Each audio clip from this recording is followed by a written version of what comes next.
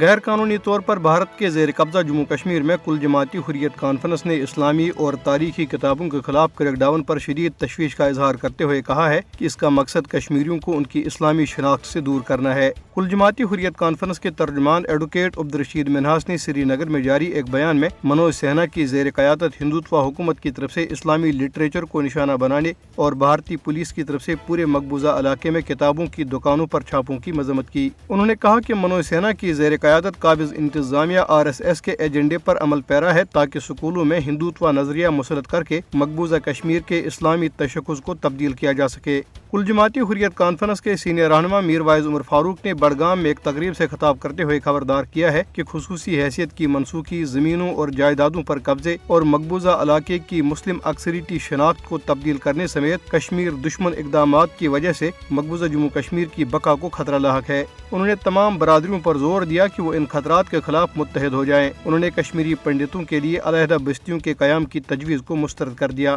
دریاسنا مقبوضہ جموں کشمیر کی high court نے کالے قانون پبلک سیفٹی ایکٹ کے تحت 4 افراد کی نظر بندی کے احکامات عدم ثبوت کی بنیاد پر کالعدم قرار دیتے ہوئے ان کی فوری رہائی کے احکامات جاری کر دیے۔ Communist party of India Marxist کے رہنما محمد یوسف تارگامی نے ایک بیان میں دفعہ 370 کے بارے میں بھارت کے نائب صدر جگدیپ دھنکر کے بیان کو مسترد کر دیا ہے۔ مقبوضہ جموں کشمیر میں کانگریس کے سربراہ طارق حمید کرا نے مقبوضہ علاقے کی ریاستی حیثیت کی بحالی سے انکار پر بھارتی حکومت کو شدید تنقید کا نشانہ بنایا۔ فوجی ٹیکنالوجی میں خود انحصاری کی بھارت کی خواہش ادھوری رہ گئی ہے کیونکہ اہم دفاعی منصوبوں کو آپریشنل ناکامیوں کا سامنا ہے۔ برسوں کی کوششوں کے بعد بھی آکاش میزائل سسٹم کی کامیابی کی شرح 50% سے کم ہے، جبکہ تیجس لڑاکا طیارہ انجن میں خرابی اور ڈیزائن کی خامیوں کا شکار ہے۔ کئی دہائیوں کی سرمایہ کاری کے بعد ارجن ٹینک کو اب بھی اعتماد کے مسائل کا سامنا ہے اور ایئر ڈیفنس سسٹم MRSAM اہم نقائص سے دوچار ہے۔ اس کے علاوہ ڈرون پروگرام، ٹینک شکن میزائل اور Su-30MK جیسے جدید جیٹ طیارے بھی مظاہروں کے دوران بھارتی حکومت کے لیے شرمندگی کا باعث بنے ہیں۔